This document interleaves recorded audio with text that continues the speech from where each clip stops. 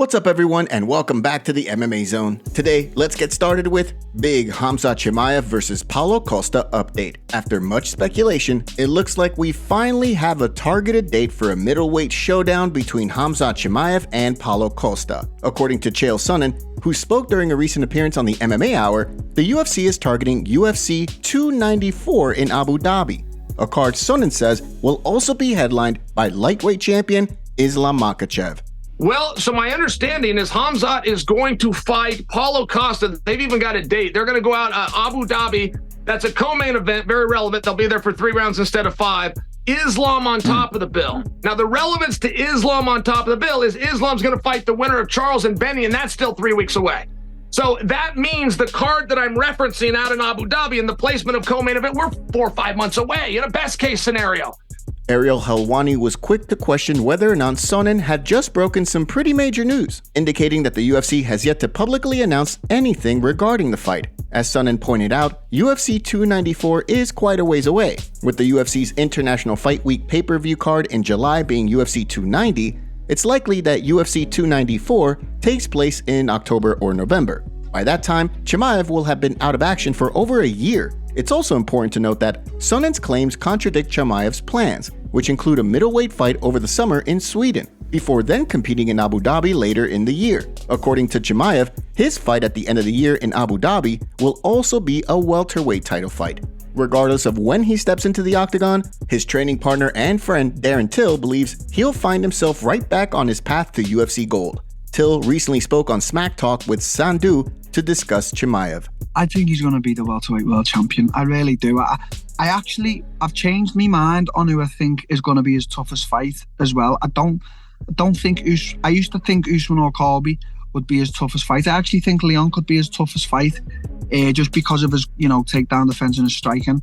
From the sounds of things, it's only a matter of time before the UFC officially announces his next fight. Colby Covington drops bombshell after meeting with Dana White and Hunter Campbell. Although UFC President Dana White has named Colby Covington the welterweight #1 contender, Leon Edwards has shown little interest in competing against the 2-time title challenger, given his recent inactivity.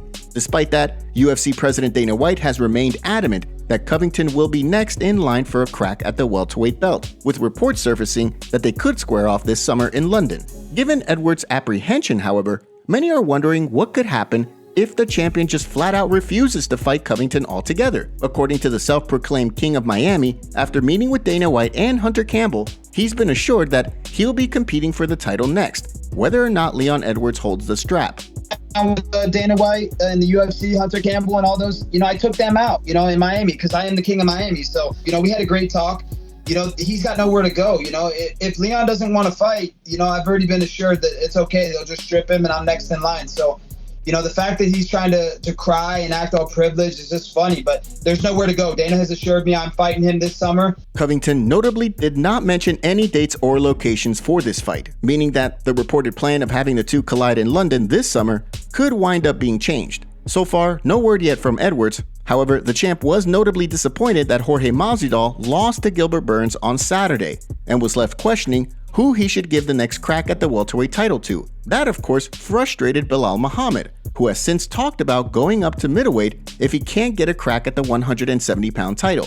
However, if Edwards refuses the fight and gets stripped, he could find himself competing against Covington for the welterweight title. Dustin Poirier gives update on next fight.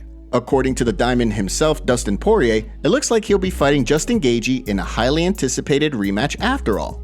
Recently, Gaethje revealed that his team had their doubts that the Diamond would accept the rematch. The way he sees things, if he wants to get back into title contention, he needs a big win over a top-ranked opponent like Poirier. Aside from that, the only fight for the highlight seems to be a clash with the loser of UFC 288's Beneil Dariush versus Charles Oliveira lightweight #1 contender bout. In the wake of his comments, Poirier spoke on the UFC 287 post-fight show, saying, It seems like the Gaethje fight makes most sense, but we'll see. I think it could happen this summer, but I don't have an answer for you. I don't know what's next, but it's looking like the Gaethje fight. All right, well, he's calling for it.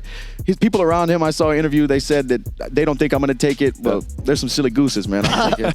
Poirier also finds himself in a similar position to Gaethje after 2 failed attempts to capture UFC gold. The pair both find themselves sitting near the top of the division, just a fight or two away from a fight with Islam Makhachev, the current champion. How do you see things playing out should the two compete against one another again? Will Poirier be able to get the job done again, or will Gaethje prove that he's evolved since the last time the two fought? Drop your predictions in the comment section below. Before we continue, make sure you give that like button some love, and be sure to subscribe to the MMA Zone for all of the latest news. Chael Sonnen talks Israel Adesanya's heel turn at UFC 287. After finally defeating his longtime rival Alex Pereira, Israel Adesanya was quick to break out a pair of taunts that quickly went viral, starting with the former 2-Division Glory Kickboxing champion's own signature bow and arrow taunt, where he fired 3 arrows into his unconscious foe. The second came just moments later, with Adesanya pointing out into the crowd at one of Pereira's sons before then dropping to the canvas as if he were knocked out. While the champ acknowledged that the move was petty, he didn't regret doing it. On the flip side, many were quick to criticize him, saying he shouldn't have gone out of his way to taunt a child who just saw their father get knocked out.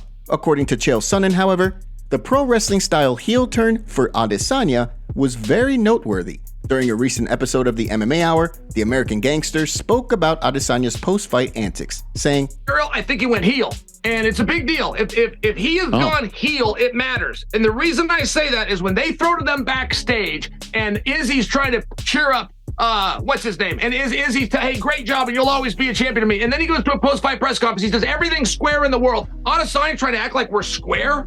He ran you out of a sport. He chased you down in this one. He beat you at the Mecca. I mean, not for nothing, but you're not square unless you're a heel. According to Sonnen, if Adesanya stays true to his word and does not fight Pereira again, fans may push back given that the score is 1-1 inside the octagon. As a result, Sonnen thinks it's a self-fulfilling prophecy of sorts. By shutting down talk of another fight, Adesanya is creating more buzz for fans, which will result in the UFC booking the fight. Do you agree with this?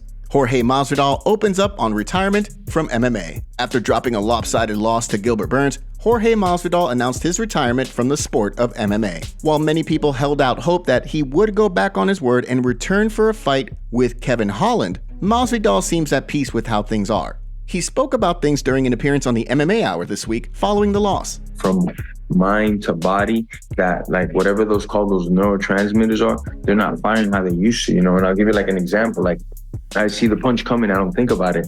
Now it's like I kind of see the punch and then I'm like, oh snap, I got hit. So I saw the punch and I wasn't tired, and it's just been happening. Like that motor function that I just had has slowed down and it's not the same. So why continue to fight? According to former training partner and friend turned rival Colby Covington, Masvidal was retired long before he stepped into the octagon to fight Gilbert Burns. The way the controversial welterweight sees things, Masvidal was broken mentally after losing at UFC 272. With Masvidal now retired, Covington seems to be crowning himself as the King of Miami, having a title belt made to solidify his claim. Do you think we'll ever see Masvidal back in the octagon? Drop your thoughts in the comment section below. And now for our breaking news story of the day. We have Dana White canceling a UFC 288 fight. Nate Maness and Carlos Candelario are out of UFC 288 on May 6th and are being replaced with Rafael Estevam and Zhalgas Zhumagulov. What do you think of these fight changes? Who else do you want to see added onto the UFC 288 card?